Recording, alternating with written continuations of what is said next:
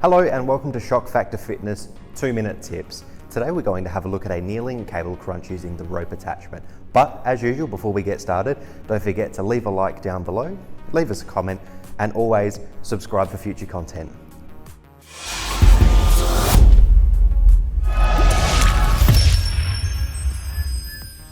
Okay, so first things first, we need to grab our rope attachment. Once you have that bad boy in hand, next we need to adjust the pulley so that it is at your head height. Once you've got that all set up, select your weight and we're ready to go. Okay, now that we have everything set up to go, we're going to assume a kneeling position roughly 1.5 feet away from the pulley.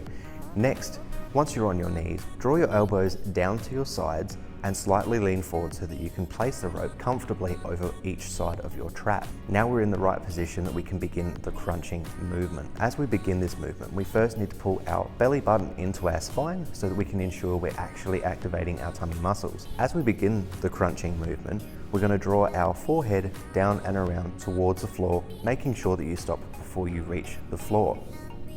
As you're continuing through this exercise, always make sure that you're maintaining a posture where your hips are just placed behind your knees.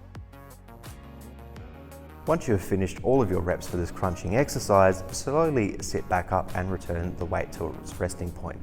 Don't let it just fling back up. That could cause you injury or it could even damage the equipment. That's our kneeling cable crunch using the rope attachment. It's a fantastic exercise. It's by far one of my favorite ab exercises, and it's great to superset with any sort of time under tension exercise, similar to like a V-hold or a plank.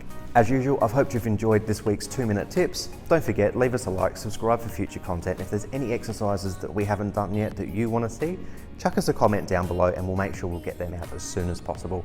Have a great week, team, and we'll see you next time.